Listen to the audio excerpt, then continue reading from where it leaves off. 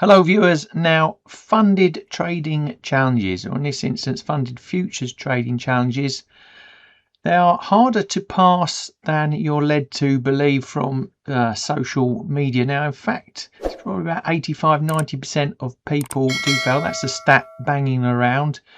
Whether it's true or not, it's hard to prove, but I do believe that it's in that sort of area of number that actually fails. So that means that it is a lot harder to even just pass the evaluation stage before you even get into some sort of funding or payout type scenario.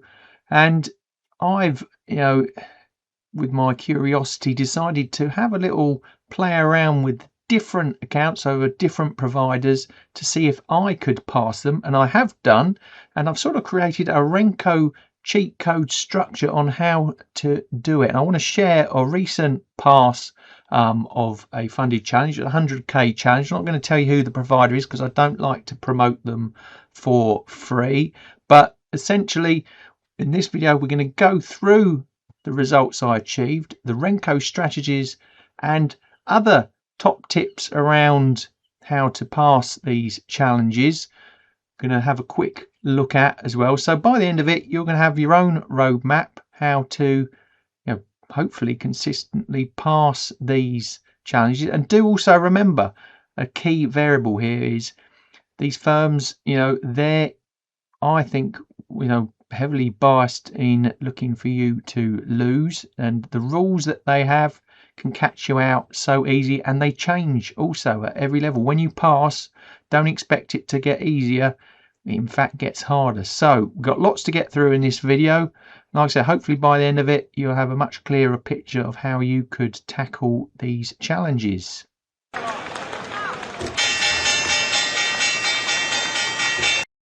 So first of all, let's have a look at the results I achieved on that recent 100k challenge that I mentioned. Remember, I'm not going to tell you who I use because I don't want to promote them. They are one of the bigger players, that's all I will say. And it was a standard 100k account, and the target was $6,000. It cost about, I think it was about $100, somewhere around there, for the month window that they gave me to pass.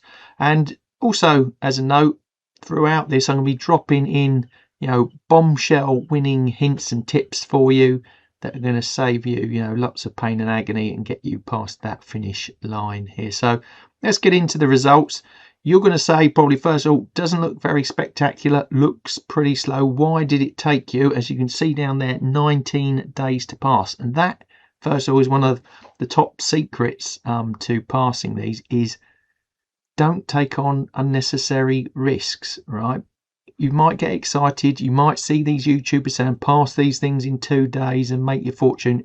I can tell you it does not work like that. So get that in your head to start with. That is a load of BS. It is hard, very difficult to pass in 2 days. And as you will find, if you did, these firms change the rules dramatically for when you go into, I call it the payout phase, which is still simulation before you even get to full funding.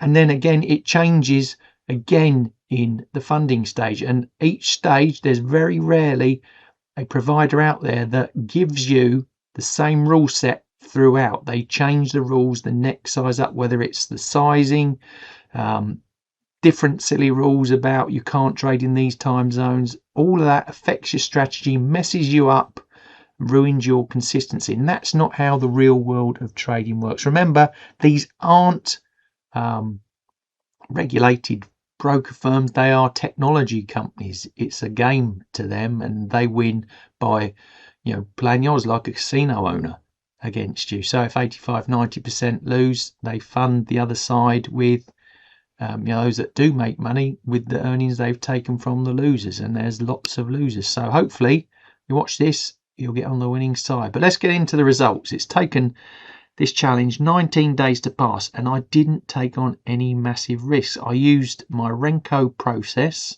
as I would normally. I found the provider that gave me the best chance, and that's one of the top tips there as well. Check the rules out before you even start. Does it fit your strategy? So I dug around. There were a few available to me. and this one worked nicely. It gave me in the evaluation phase, I've got to say, after that it did change a lot when I passed. In the evaluation phase, it was perfect for me running this strategy. So what did I do?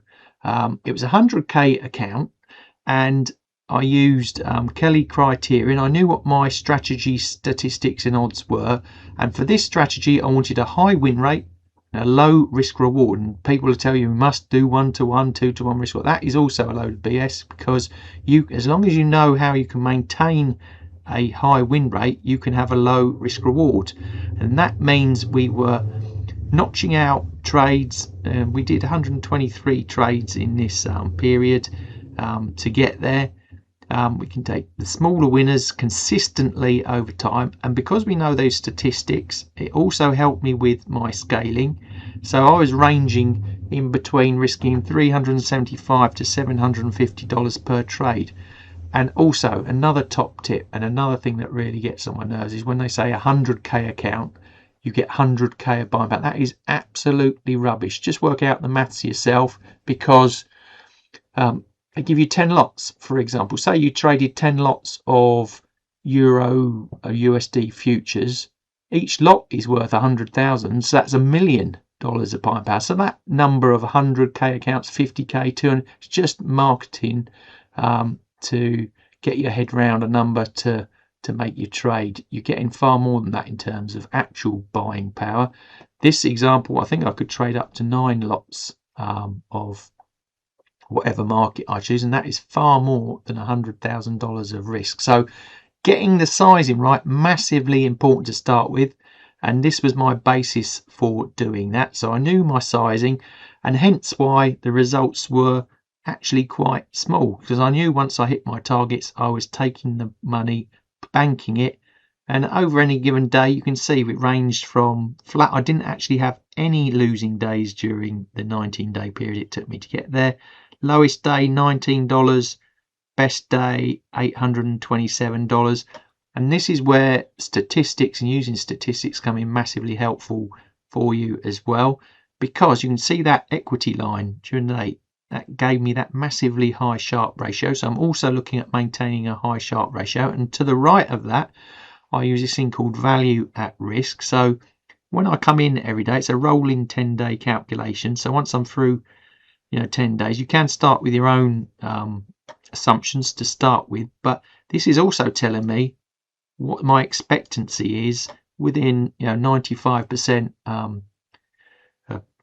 likelihood, probability of it occurring. So say on that day there, I was expecting to make plus minus $676 per day, and by the time I was finishing, the risk had dropped down to about $400 plus minus per day. Again, starting with these stats in your head makes trading so much more easy, because you go under it, you're down 800, you're having an exceptional bad down day. You're above it, it's an exception as well. You're probably going to be expecting to churn between those boundaries there. So value at risk there, that simple calculation really does help you. And also looking for, as you can see in the chart there, the dots of the daily P&L, I want them between the bands. If they're all below there, it means my model's not working, and there's something wrong I should assess. Above, you're getting lucky. You're going to expect maybe some downside deviation, but if you can keep consistent, and then this is the secret to passing these things, is slow consistency, because once you have passed it, you are, I suppose, even turned down even slower, and you really do have to be very consistent to get payouts. They're not going to give you the money for free, and like I said, the rules change. You've got to be very consistent. So the key variables here on this set of results were the win rate, the risk reward, which gives us this Kelly number to allow me to trade size according to the risk that I should be taking. I want to maintain consistent high Sharpe. I'm churning the P&L out over time. Like I said, to get to my target, I did it in 19 days, $6,000. You can see the consistency of the P&L. That's what, if you're going to get a job in a hedge fund, people will be looking for. Nice, consistent returns. It fell within my model criteria, and I passed. And this is the way you need to pass these challenges. It's as simple as that. If you go out trying to pass it in 2 days, you might get lucky, but I can tell you, once you get into the payout and funding stage, you're going to struggle. You're going to blow the account. You're not going to make any money. We want you to be making money long term. I'm telling you, this is how you do it. And the next stage was the strategies that I used to get there. Now, this is where the Renko, well, really, to me, comes in strong, because it gives you that consistency, the discipline, the ease of spotting trends, reversals, and being able to analyze the data really quickly to build into this whole risk trading Renko model, like to say, the Renko cheat sheet. And we're going to go into just having a quick look at the strategies and the markets I traded to achieve there. I can tell you I only really used a few markets: the S&P 500, crude oil, Japanese yen. Did I use anything else? Yep, I used a bit of gold as well, but with different strategies. But that might sound like I'm getting a bit complex. I'm not. It's really easy. I'll show you how I did it. So let's start the currency world. I picked on Japanese yen. I like that because it trends nicely. It works nicely against the US dollar. Currency strength, this is a real simple setup one, this one. You've got down here, let me bring some pens into the equation so we can see what's going on. Down the bottom here, we've got currency strength. The black's above the red.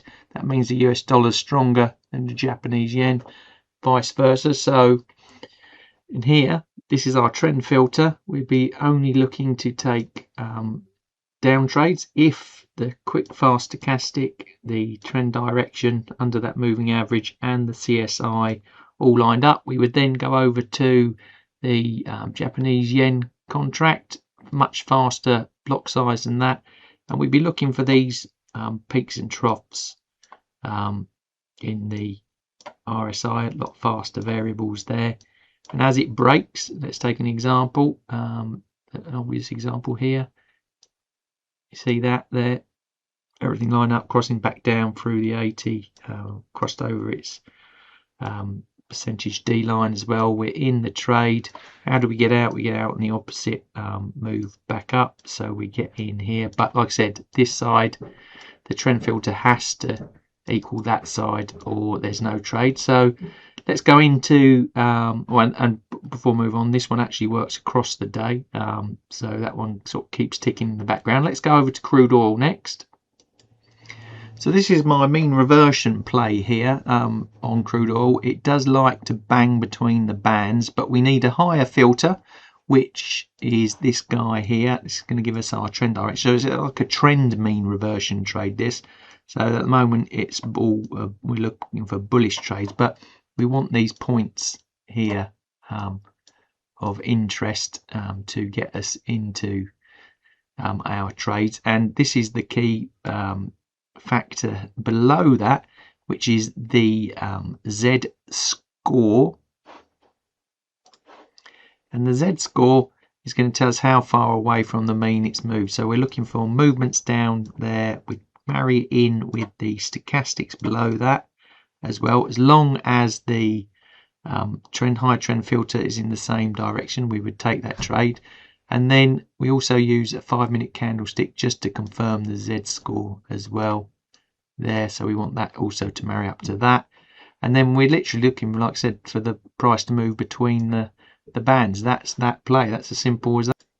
And this strategy made about 3.5 grand of the 6,000 target, so it did really well over that period. But the reason I'm using different strategies is to blend in the smoothness of the P&L line. I'm not over swamping myself with lots of markets. I wouldn't probably go more than 5 for this type of challenge. So I've got 4 markets, and as we see, sizing really important as well of these trades. Getting the right contracts, you're using full futures or micro futures, that's also very important. But next up, let's have a look at the S&P 500. Love this strategy in the Renko world. We're using the VIX at the bottom as a filter. It's inverse play here. If the VIX is down, we're looking for up moves in the S&P 500, and we need all the variables at the bottom to be pointing in the same direction, using a double filter there different block size for the VIX. And then we've got, as you can see, 3 different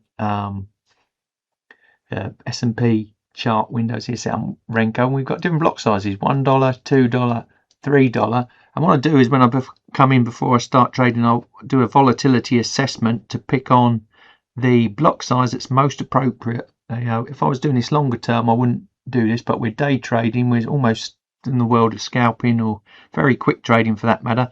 So we want the block size that's going to give us the best opportunity to make the money that we want quickly, so we can get in and out fast. And like I say, I'll make that assessment, and it might be the $1 block size that day. You see a nice little trade up there, again using the stochastic to get in and get out. Maybe the stop reasonably tight there, 4 or 5 blocks stop size there, and that's the trade. And that's, S&P also did very well over that period. And one last trade, more of an outright play on gold. So here's a gold trade.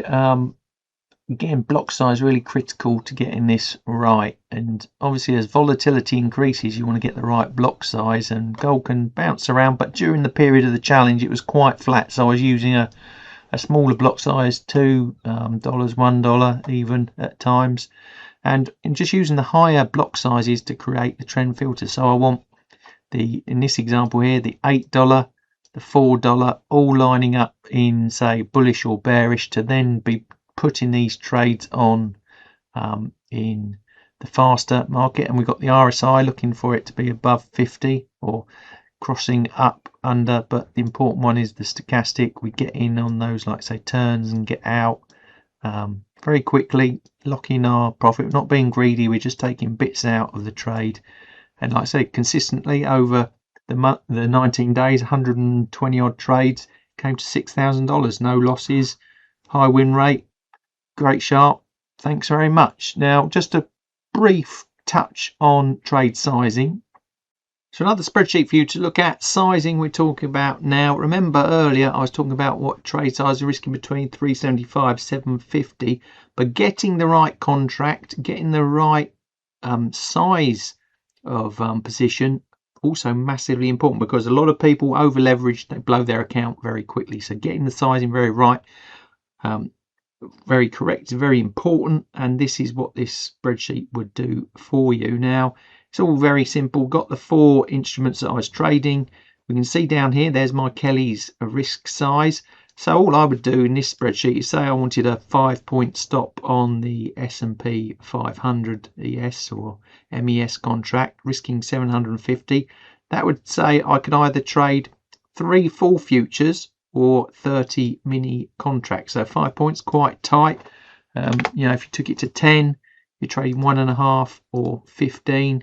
And again, the same crude oil. If you had a 50-cent stop on that amount, you're trading 1.5 or 15. Gold again, maybe a bit bigger if it's volatile, 30. But what's that giving you? Well, 0.25 futures. You can't do that, so you'd move to the minis. I rounded it up, so you'd be trading 3 minis. So massively also important. Top tip there for you: get the sizing right. Don't over leverage.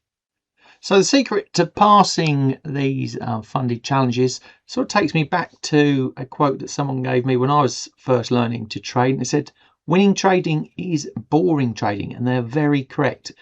It's not exciting. It shouldn't be an adrenaline junkie chase.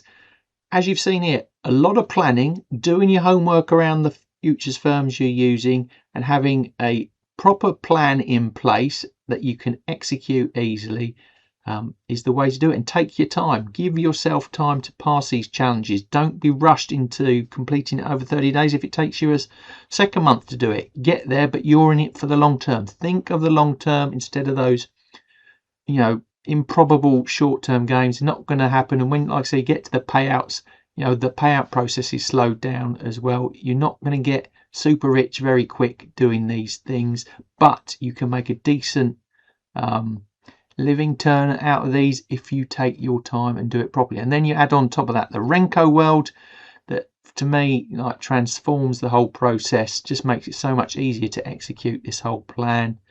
You've got the secret to passing funded challenges. So hope you really enjoyed the video. Let me know what you think in the comments below. And I've also got something great coming up in January of this year. It's the next Renko Masterclass. I always try and do something new every year in the world of Renko. So I thought, what if someone had a small account, $1,000 say, and wanted to grow that into like a trading business? How could they do it? Starting with funded futures, that's one of the options, and I'll go really into it in detail and show you, even better than what you've seen today, how you can transform a small account and how you can use and play these funded futures firms to your own advantage to make yourself some money in the longer term and become more an independent trader. And like I said, that masterclass tickets are available now. There's a special early bird offer. I think it's for the first 150 tickets. Check out my website, www.thestopHunter.co.uk. There's a page on there for you to check out more detail about that. And like I said, get yourself access to the early bird. Oh, I forgot, we're also throwing in a free ebook, one of my books you can see over the shoulder there. Ebook version of it available in the ticket price as well. I think it's at £69 at the moment for early bird. I think it's great value, and especially it'll save you a whole load of money if you just did that, learned from the course, and then applied what you learned into your own world of these type of challenges. So thanks for watching. If you've liked it, like I said, hit that thumbs up button. Don't forget to hit the subscribe and notification buttons. Plenty more content coming your way. Hope to see you on that masterclass in January. If not, I'll see you in the next video.